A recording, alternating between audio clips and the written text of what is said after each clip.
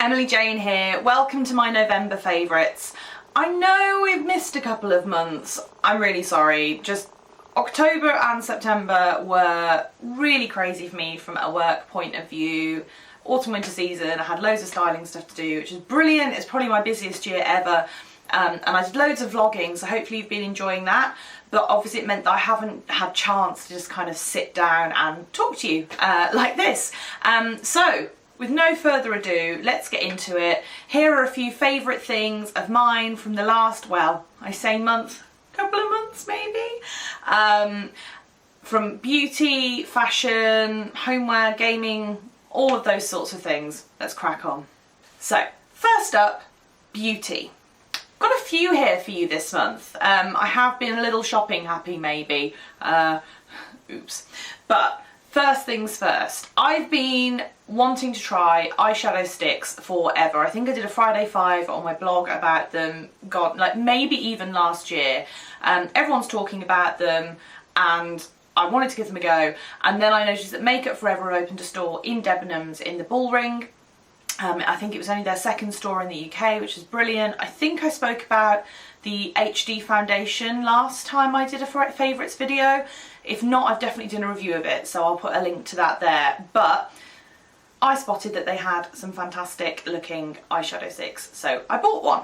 So I bought the Makeup Forever Aqua Matic in shade ME54. It's basically a beautiful kind of rose gold colour, and it quickly became a firm favourite of mine, and I accidentally then ended up with two others in a brown and a turquoise, so that's shade ME50 and shade D21. Basically, scribble these onto your eye, give them a little blend, whether it be with a brush or with your finger, and they just stay put all day. They are brilliant. This one has become my kind of go-to base for everything because I find the powder shadow blends really well over the top of it and clings to it really well. I find that they blend really well into each other as well, which is really nice. I've been wearing these two together a lot, like this in my lash line or under my eye and this on my lid. Can't say enough good things about them really, and I think they're a really good price compared to sort of, if you look at like the By Terry, the Ombre Black Stars, and if you look at kind of Laura Mercier Caviar sticks. I've not tried the By Terry, but I've tried the Laura Mercier and they are amazing. I don't know if these are quite as good, but for kind of the price difference, they are really, really fantastic. So definite favourite.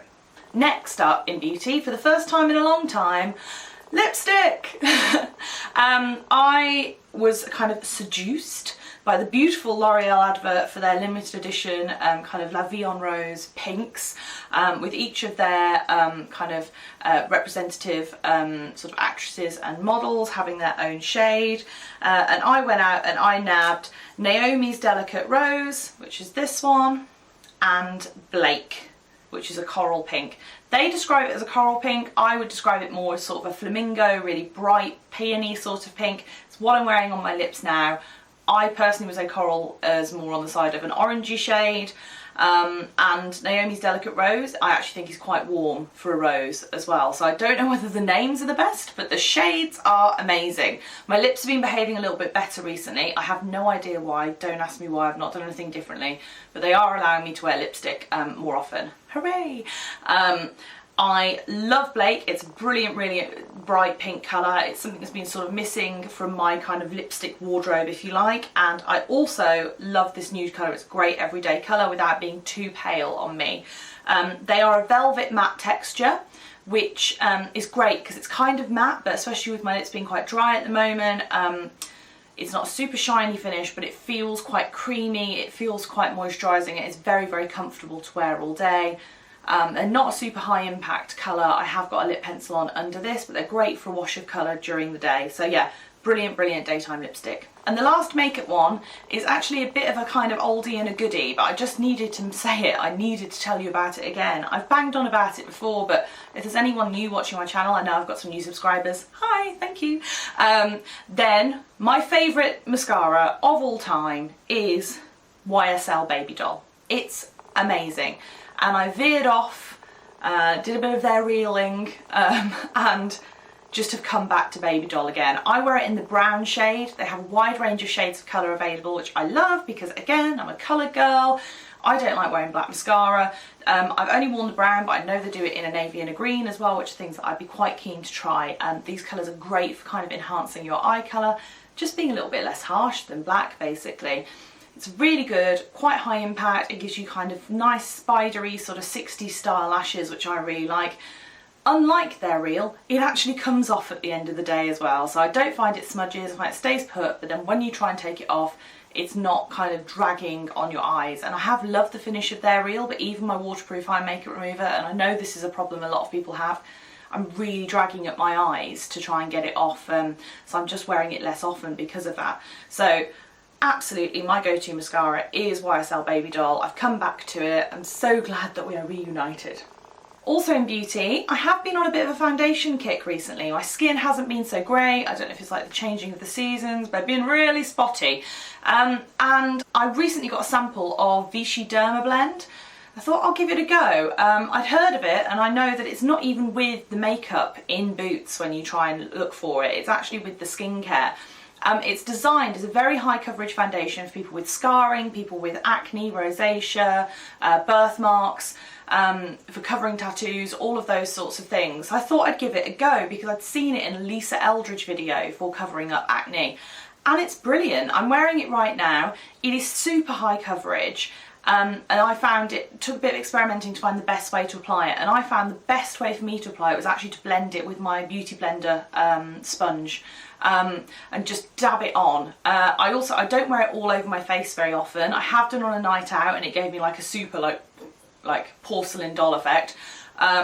What I tend to do is wear one of my other lower coverage foundations and then just blend this over my problem areas. So like at the moment I'm very spotty around my chin, I've got some bits like in my jawline, on my forehead, so I just blend it over those areas, and I really like the way it does blend into other foundations, so you can kind of show off the skin that's looking good but cover up the bits that you don't like so much. And I actually find that when I'm wearing this, I don't really even need to wear a concealer over any blemishes. It just covers them up really well. It also stays put really, really well.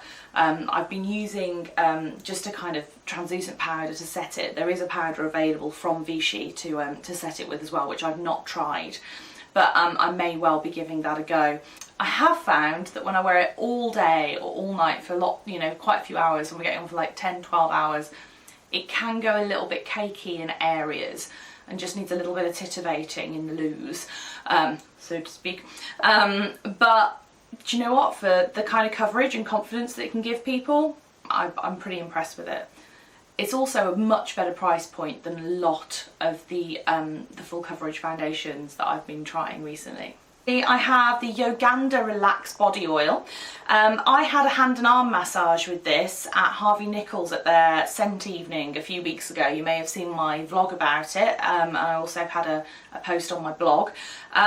This is a body oil. The range was sort of designed around kind of body oils to use post yoga. And again, if you've been watching my vlogs, I have been doing yoga for a few months now. Been really, really loving it. My muscles, however, do not necessarily like it afterwards. And they do a range of different oils. They do like a muscle soothing one, a relaxation one, a kind of detox one. The idea being that you give yourself sort of massage it into your skin, into your muscles afterwards. And they were kind of to actually send me a full size one after I really enjoyed my massage with them. And I've been using the Yoganda Relax after yoga and after workouts, and it is amazing. It smells so good. It's so good just to kind of soothe your muscles. I think I am going to have to invest in the muscle soothing one as well, because I smelt that and it smelled amazing. But this Relax one's really good to use at the end of the day before sleep as well. If you are feeling a bit stressed out, like me, you suffer from kind of busy brain and finding it really difficult to switch off at night, because it's got lavender, it's got vetiver. It's in a sweet almond oil base, which just is lovely. And the lavender isn't too overpowering either, because I know some people find it a bit overpowering. I love the smell of lavender. My other half, Dan, actually doesn't like it. But he says that I smell like old lady when I'm wearing lavender things, which is a bit annoying. But he doesn't think this smells of old ladies. He actually really likes the smell of this. So that will show you that the lavender isn't a kind of overpowering lavender sachet type smell. So yeah, really, really love this. And finally on beauty, one from one of my favourite brands. It's Ole Henriksen. Still don't know how to pronounce that, but it's the Herbal Day Cream SPF 20. Love it. Love it, love it, love it. I've tried so many products from this range now, and it's kind of become my go-to skincare range. I do use other products, but I haven't really tried anything from Henriksen that I haven't liked. This has kind of become my winter day cream. I like the fact it's got an SPF 20, which is great for winter.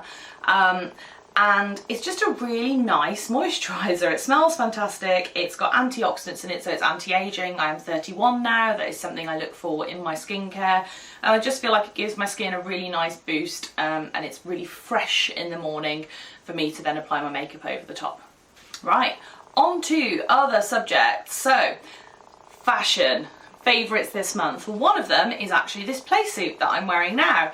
It's from the Sprinkle of Glitter range for Simply Be. Go bloggers being successful. Honestly, as soon as I saw Louise was launching a range of clothing, I was so excited because we're actually quite similar size and shape from what I can see. I know she's a size 18, I'm like a 16, 18, closer to an 18 at the moment. And she's curvy, she's got a waist. I find a lot of plus size ranges, especially as I've been hovering closer to 18, so have been looking at more plus size ranges, that don't have a waist. They expect all plus size women to want to wear tunics, which is great. If you want to wear a tunic shaped dress, that is fantastic. But for me, I still have a defined waist and I want to show it off. And I love the fact that all of Louise's things from this range were really, really pretty. They all had lovely defined waists, lovely bright colours. I love that this is navy, not black. It would have been such a lovely safe option to go with black, and I love that they went for navy with this. Fantastic print, and the playsuit itself is just so comfortable. I really love it. So big thumbs up to Louise for designing that range. I hope she does more for them. I'm really quite excited to see what happens there. And next up I have some boots from MUF, which hopefully you should be seeing now. They're actually a Cornish brand, and I got these last time I was down in Cornwall in October when I snuck down for a few days with my grandparents. I love these because despite the fact they've got a heel, they are super comfortable. They've got a really sensible tread on them for the winter. I know I use the sensible word. I'm not necessarily sensible is the thing that I always go for in shoes, but these are great. Really soft leather. Again, they're navy, which can be really hard to find, but is my favourite alternative to black. I love the fact they've got sort of gold trim on them, and then the navy leather has this sort of embossed effect on it, which is just beautiful. So big thumbs up to MUF. Really, really love those boots. So next, what have I been watching? I like to share some of my favourite TV with you. Well, I think the thing that's really taken this household by storm over the last kind of couple of weeks, really, we have been marathoning it, is on Netflix, and it is BoJack Horseman. I listened to the Nerdist podcast, sort of a semi-bonus favourite for you there, and quite a couple of times I'd heard it was sponsored by BoJack Horseman, and then I saw it on Netflix and thought, okay, let's give it a go, let's see what this is all about, because I'd seen that it's got some really cool people that I like voicing characters, like Will Arnett, and Amy Sedaris, and Kristen Chenoweth. And we gave it a go, and it starts a little bit slowly, but we've now finished season 1 and we're on to season 2, and oh my god, it is so funny, it's so well observed. It's really hard to describe the concept of it, but it is about a horseman. It's set in a world where animals live amongst us, who was a star of a 90s sitcom, and he's now 50, and it's just about him trying to get by in LA, basically, despite his complete narcissism. Really well observed stuff just happening in the background of all of the scenes, and like often what I'm laughing at isn't even kind of the main thing that's happening, it's something that's going on in the background. Just give it a go. It's really weird, but it's really funny. And finally, something that we have been playing over the last month, we have now finished it. I'm way behind the game on this one, but we've been playing The Last of Us. Oh my god, so good. Yes, I know it was Game of the Year like 2 or 3 years ago, but to be honest, PlayStation games are so expensive. We've just got ourselves into a position where we're about 2 years behind on everything, and it's quite a nice place to be because, you know, when you're 2 years behind on everything, all games are between £10 and £15. It's a lovely place. So yeah, we've just played it. We played it through in a matter of weeks. Oh my god, so stressful. Like, I don't think that Dan has ever heard me swear as much as when I was playing this game, because, yeah, things leap out at you. It's a post-apocalyptic kind of action adventure-y elements of RPG. I don't really know how to classify it, but what I would say is it has an absolutely amazing narrative, and we had some friends staying a couple of weekends ago, and we had a bit of a hungover Sunday morning situation, and everyone was just sat sort of chilling out and reading, so I stuck The Last of Us on and started playing that. And even though the two people in the room, we must have been 3/4 of the way through the game, two people in the room, not gamers, in no way interested, started watching me play and like were gasping and like, oh my god, I can't believe that just happened, and like loving the story. And actually after they'd gone home, I had to update them once we'd finished the game with actually what had happened, because they needed to know what had happened to these characters. And one of them said, you know, I'm not into gaming at all, but this is like one of the first times that I understand why you do this, because this is just a brilliant story and you kind of get to drive it and be part of it. So if by any chance, like me, you have not played The Last of Us yet, and I'm probably one of the last ones to do it, last ones. Yeah, The Last of Us to play The Last of Us should play The Last of Us.